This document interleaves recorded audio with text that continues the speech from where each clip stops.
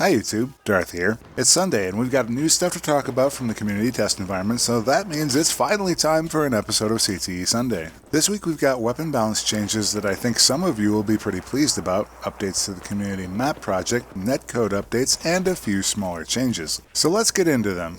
First up in weapon balance is a nerf to the automatic shotguns. The Saiga, DBV, M1014, UTS, and Dow 12 have all seen a decrease in their pellet count. In my possibly flawed testing of counting the bullet holes, it looks like the automatic shotguns have had their pellet count decreased by 1. If that's not good enough for you, DICE has also decreased the damage of flechettes and buckshot at range. The combination of effects between the two changes is that the automatics are less reliable at close range, though not by much, and all shotguns, even non-automatics, do less damage at longer ranges if you're not running the slug. Once I got used to not being quite so loosey-goosey with my shotgun, I really didn't notice a huge difference, at least at close range. Maybe that's okay. If you have a chance to play the CTE, definitely play around with shotguns and let DICE know how you feel. Another device that saw an update is the PLD gadget for the Recon. You might have seen this once upon a time when you were a little itty bitty Recon when you were first playing the game. You probably threw it away and never looked back. It might be worth a second look after this week's changes. The range for laser designations has increased from 300 meters to 500. Additionally, all laser designations including SOFLAMs now take 1.5 seconds down from 2 seconds. So expect a few more locks if you're in a tank, helicopter, or possibly the jet. I don't think it's going to cause a huge number of people to use the PLD, but it will help those who are trying to make use of it, or at least trying to be team players. Once again, DICE LA is addressing issues with the netcode, and the biggest thing they're trying to tackle this week is dusting. The explanation for this fix was that frame spikes on the client would cause the simulation on the client to get out of sync with the server. This meant that seemingly obvious hits on the client would be rejected.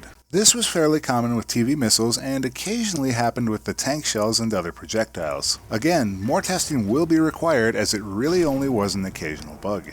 Beyond that, DICE LA made a number of under-the-hood improvements to the engine to improve synchronization, reduce rubber banding, and begin paving the way for the 120Hz servers.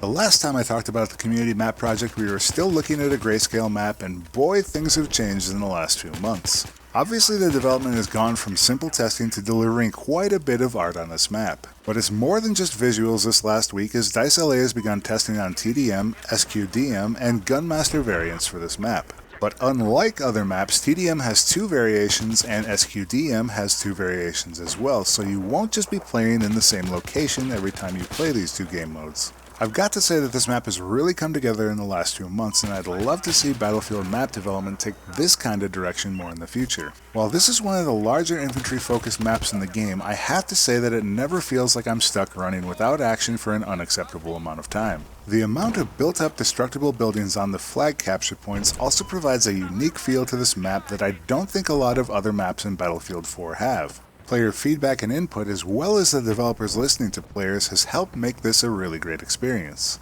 So if you're asking yourself when we might see this map along with Dragon Valley and the night versions of Shanghai and Gulmud, well, it's still going to be a few months. More than likely this will go out with the patch after next, which could arrive anytime before the end of this year.